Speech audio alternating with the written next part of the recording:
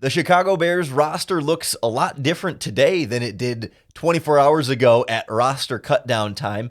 And I imagine 24 hours from now, there'll still be another move or two, at least as they finish sorting out what's going to happen on the practice squad. You are Locked On Bears, your daily Chicago Bears podcast. Part of the Locked On Podcast Network, your team every day.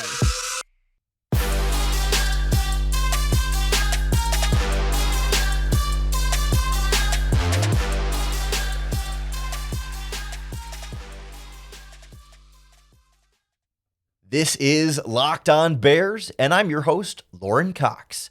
I'm here to bring you your daily, in-depth Chicago Bears news and analysis.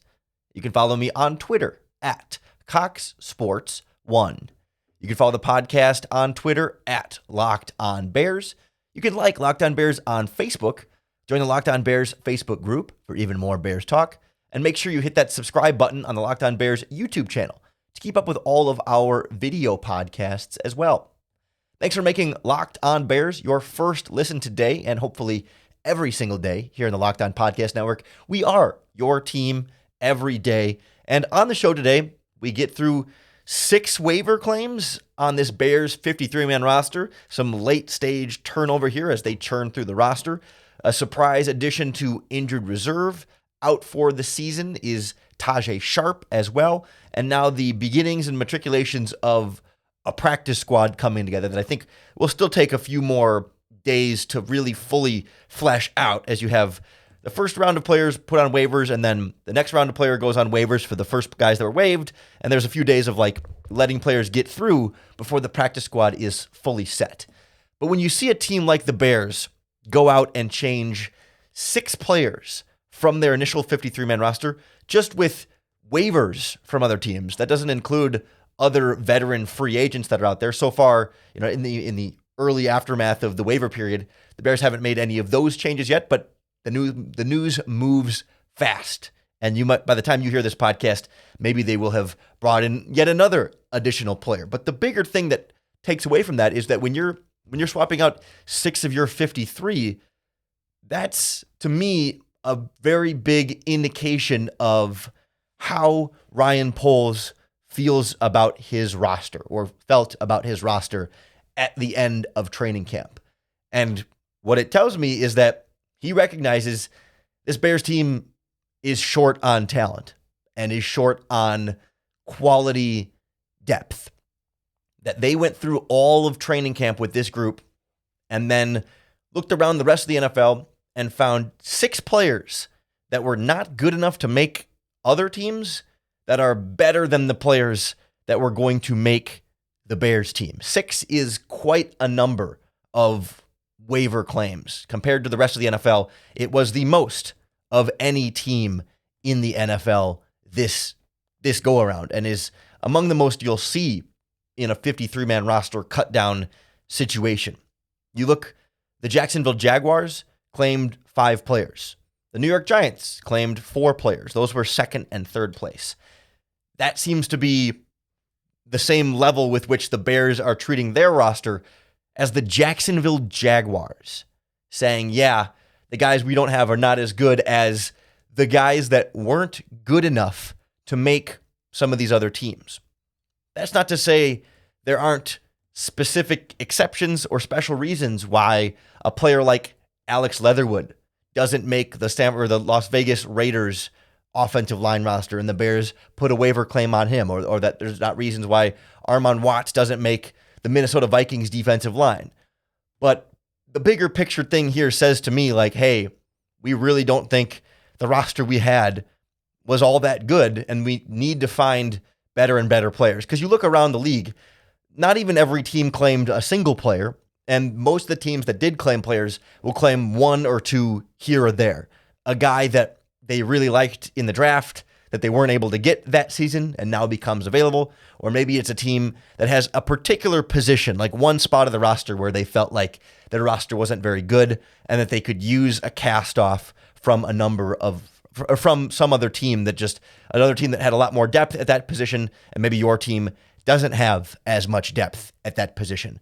But for the Chicago Bears, evidently there were 6 positions where the team felt like they didn't have depth that was as good as the cast-off depth from other teams around the NFL. And that seems like a fairly strong message being sent. It's not like, oh my God, 6 teams all are stupid and all cut really, really good players that the Bears just happen to know better than 6 other teams, that they're going to happen to find these gems, that all 6 of these other teams were all way too quick to give up on these really good stellar players.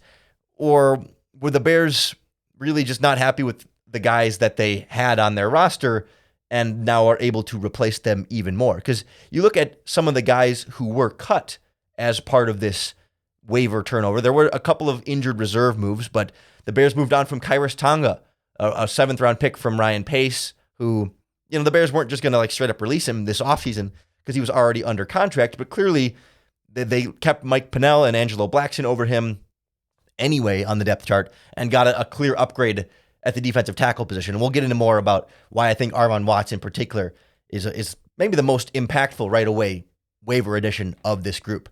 They cut 2 linebackers to bring in Sterling Weatherford at the linebacker position, but they moved on from Caleb Johnson at linebacker, and they also moved on from Joe Thomas at linebacker and brought in an undrafted rookie free agent. They moved on from, Caleb Johnson, a Ryan Pace holdover, Joe Thomas, a Ryan Poles free agent signing. That one was a surprise to me given how much Joe Thomas played in the preseason. He's expected to be on the practice squad. We'll get to that in a little bit as well. But Duke Shelley cut from cornerback, another Ryan Poles guy, gone. And then they cut the rookie 6th-round pick, Zachary Thomas, another big surprise. He made the 53, but then I think Alex Leatherwood becoming available kind of superseded that situation for the Bears. So all of it is to say, like, I think the Bears did get better with adding some of these players, but the fact that they got better by adding other teams' trash tells you where they were starting from in the first place. And it's worth noting for context that when Ryan Poles and the Chiefs, that regime took over in 2013, the Chiefs did this and claimed like 5 or 6 players that season. And when Matt Eberflus came to the Colts as defensive coordinator, they did a similar thing and claimed 5 or 6 players in 2017. So this maybe should have been more expected for both of them, given their track records on their previous teams. But it still is a reflection of where this Bears team is and how much more they still have to go. We'll dive into some of the specific players brought in, and we'll also get into the practice squad to kind of see what the moves were and where the biggest impacts are going to be next on Locked On Bears.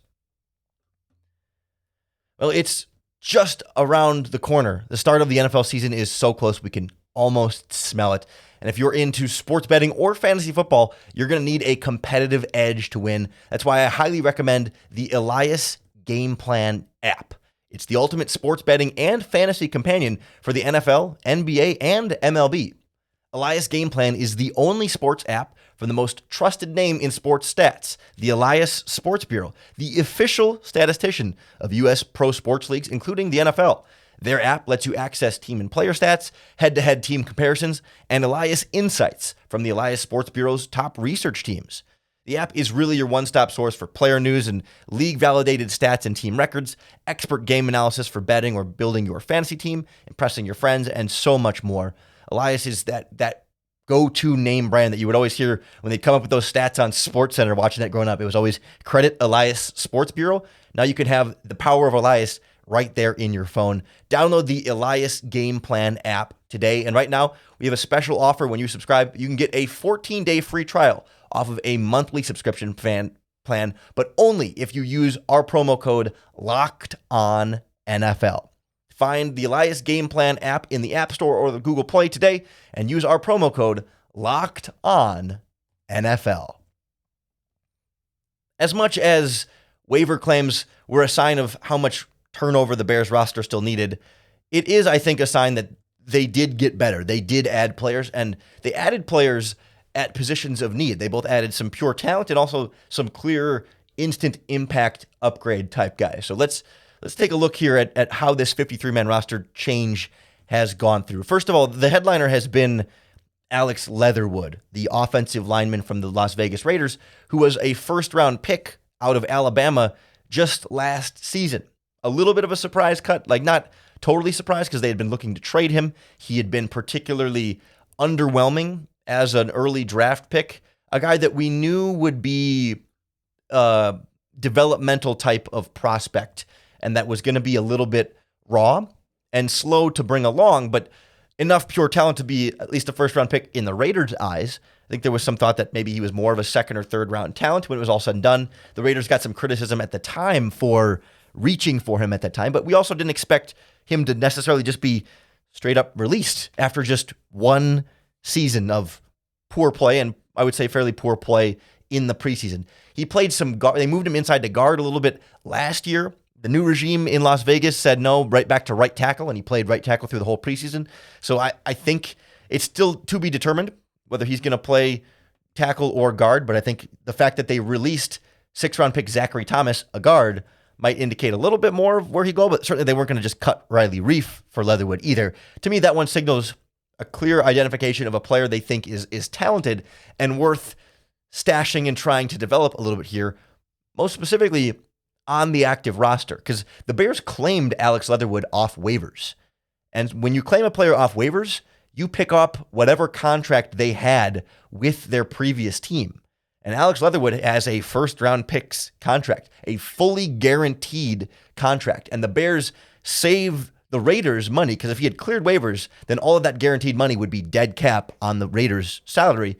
But instead, the Bears claimed him, didn't let him go through waivers to try to sign him as a free agent, but took him off of waivers and absorbed the full $6 million guaranteed that he's still going to have due left to him. But they will also then have the option to give him the 5th-year option at the end of this contract if they can develop him and can build him up into something better than he's been through the first, season and a preseason of his NFL career. So it's definitely a swing for the fences there. The Bears have the salary cap space to make a swing like this. Given how much Leatherwood has struggled recently, I wouldn't expect him to step in right away in any major capacity, but build him up along the way as a nice developmental piece to keep pushing Braxton Jones and Larry Borum at offensive tackle, or maybe in the inside at guard, pushing Tevin Jenkins, maybe a long-term option for Cody Whitehair, down the line if you make Leatherwood a left guard and eventually Whitehair keeps aging.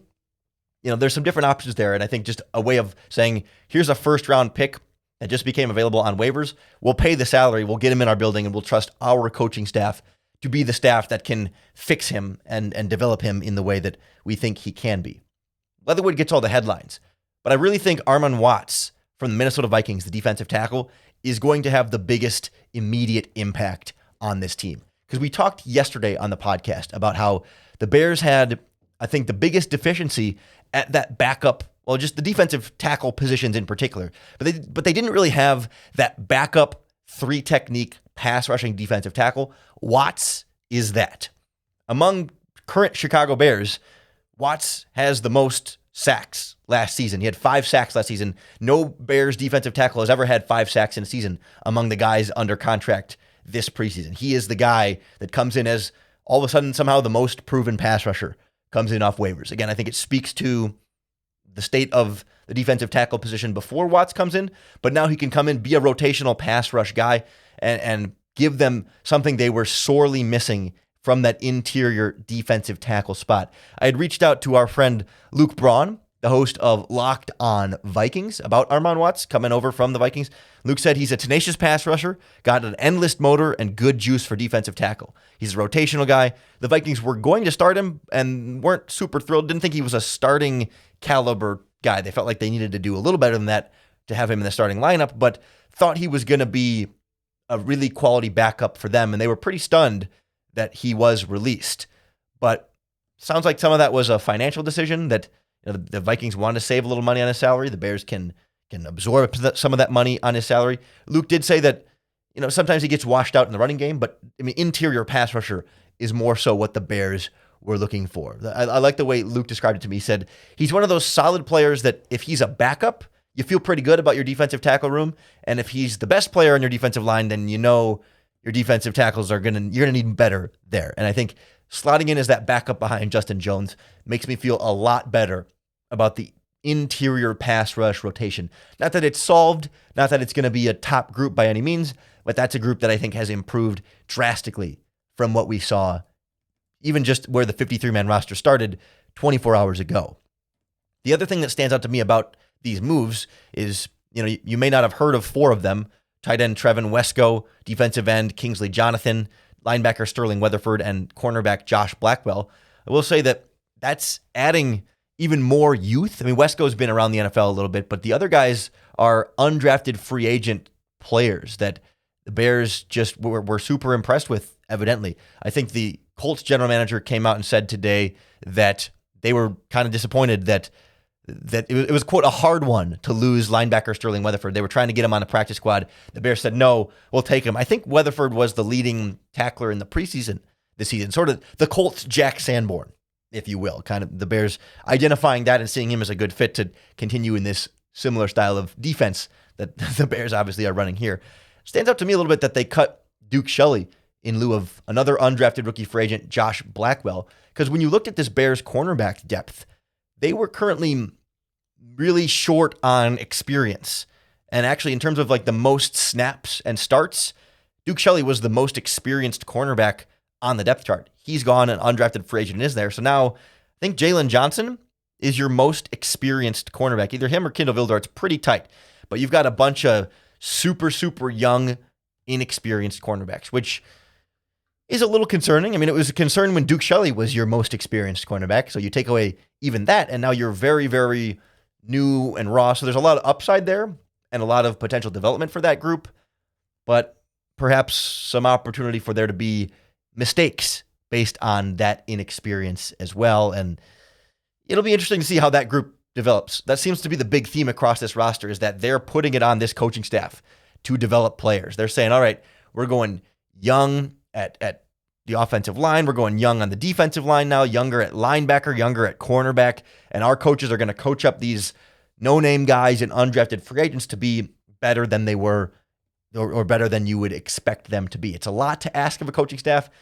And sometimes you can have too much faith in your coaching staff to do those kind of things, but we're certainly going to give the Bears every opportunity to show how they can develop these guys. Same with the guys on the practice squad.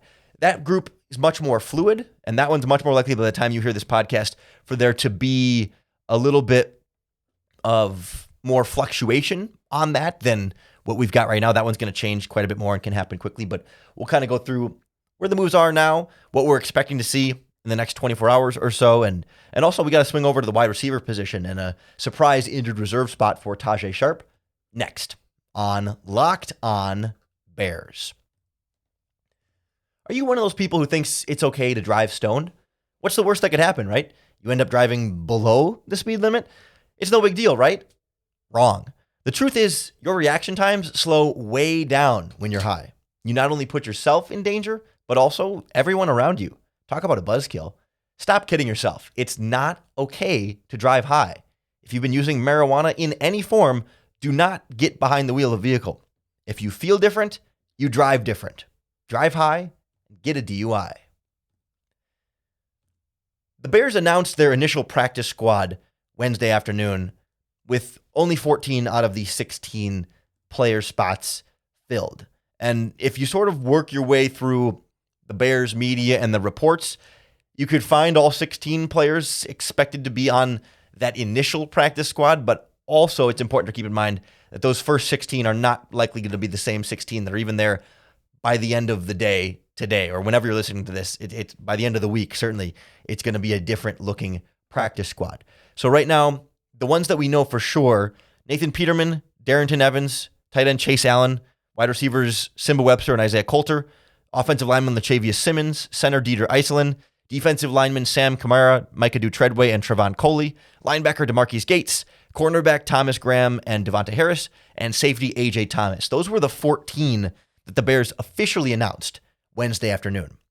Reports from the likes of Brad Biggs and other reliable Bears reporters on Twitter said that they were adding offensive tackle Kellen Deitch to the practice squad, and that they were also, quote unquote, expected to add linebacker Joe Thomas to the practice squad. And that would give you then, those are the 16 names across the board that we've heard reported or officially announced as members of the Chicago Bears practice squad. And right away, it might jump out at you and say, well, first of all, you look around that and you got a good positional balance, right? Quarterback, running back, tight end, couple of receivers.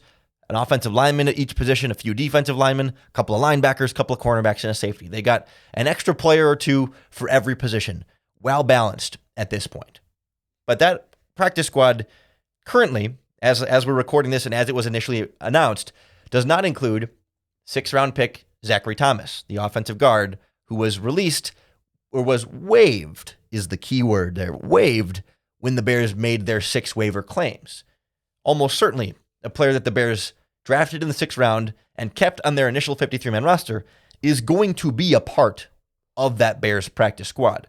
But because he was waived after the Bears claiming a player on waivers, he has to then go through a second round of waivers before he's a true free agent and then can come on the Bears practice squad. The same thing is true for the nose tackle, Khyiris Tonga, a young player on the defensive line that perhaps they would want to keep around on the practice squad. He was not a Ryan Poles draft pick, so less of a guarantee there, but I would almost certainly expect Zachary Thomas to be on this Bears practice squad. But they have to wait another 24 hours, essentially, for him to clear waivers before he can go on the practice squad. And so from the Bears' perspective, you still might as well put all 16 practice squad spots full. You might as well get someone there on the off chance. There's almost zero chance, but there's a 0.001% chance that some team decides to claim Zachary Thomas off waivers. It could happen. Crazier things have happened. I'm not expecting it to happen, but you never know. So you might as well fill your practice squad now, as opposed to leaving it open and let whatever player you would have then put in Zach Thomas's place go to some other practice squad in the meantime. And instead, when, not if, but almost certainly when Zach Thomas clears waivers, then you tell Latavius Simmons or whoever to, sorry, hit the road. We had you there just in case, but now we don't want you back on our practice squad. We'd rather have our actual draft pick in there. Not sure as much about Khyiris Tonga. I mean, I would think they would want him there, but do you cast off defensive tackle Micah Treadway? Trevon Coley was like your leading pass rushing defensive tackle in the preseason, so probably not him. And Sam Kamara is more of a defensive end anyway, so probably do Treadway, but because you're not going to keep 3 defensive tackles and a defensive end. Or do they just say, you know what, Micah Treadway is our undrafted free agent. We like him a lot, and we'd rather keep him on the practice squad and let Tonga go follow Ryan Pace to the Atlanta Falcons, where all former Chicago Bears go. I mean, maybe the same thing happens with Duke Shelley. He could be another one that could be a potential practice squad type guy if he clears waivers and goes through that process. But again, Ryan Pace might want him on his Atlanta Falcons too, so we'll see exactly what's going to happen at that spot. But like across the board, it seems like it's about where you would expect this practice squad to sit. They're other than like Zach Thomas still coming, there's not like obvious missing players there that you're like, wow, the Bears just didn't want to keep player X, Y, or Z around. You could see maybe Caleb Johnson, the linebacker. Joe Thomas has been reported as expected to join the squad because he was a release and not a waiver because he's farther into his NFL career. He's a vested veteran and just gets released, doesn't have to go through waivers. So that's why he's already expected to make it, whereas Caleb Johnson will have to clear waivers before they start to have that conversation. But they already have DeMarquise Gates, who played well this preseason. So do they just say, sorry, another Ryan Pace guy that we just don't want anymore, we'll keep the guys that we evaluated and we chose to bring into this roster? The other interesting thing that happened with this Bears first day of post cutdowns is that wide receiver Taj Sharp goes on injured reserve before 3 p.m. on Wednesday, and it created a lot of confusion. Because first of all, we were all expecting it would be N'Keal Harry. Like when we saw Bears place wide receiver on injured reserve, oh, N'Keal Harry, here we go. And it's like, wait, no, you kind of rub your eyes and adjust your glasses or whatever and say, hey, Taj Sharp on injured reserve? Like he missed a couple preseason games with injury, but the Bears said he was quote unquote day to day and wouldn't elaborate further on what his injury situation was. But then initially it's like, oh, we made it through the 53-man roster, so it's short-term injured reserve, right? Wrong. As it turns out, the date for when you can be designated to return from injured reserve versus the long-term injured reserve missing the entire season is August 31st. So basically, the 53-man roster cutdown day was August 30th, 3 p.m. By that time, you had to have a 53-man roster submitted. But 3 p.m. on August 31st is the injured reserve deadline day. So any player placed on injured reserve before 3 p.m. on Wednesday, August 31st, yesterday, is out for the season and cannot be designated to return off of injured reserve. Any player placed on injured reserve after 3 p.m. of August 31st can return after a 4-week minimum. The Bears waited to place Taj Sharp on injured reserve until after the 53-man roster cutdown, but before the 3 p.m. deadline for being able to return. Matt Eberflus revealed finally that Taj Sharp is dealing with a rib injury and is going to be out for the year. It just doesn't make sense why they had him occupy a full roster spot at the deadline on Tuesday before placing him in injured reserve when you could have done it before that deadline and not had him count as one of those initial 53-man roster deadline spots. I have not found a good answer as to why they chose to do it that way. Unless something worsened about the injury in 24 hours, that just doesn't seem very reasonable there. So with him, he's out for the season now, and N'Keal Harry planning to go on injured reserve in that short-term type of window.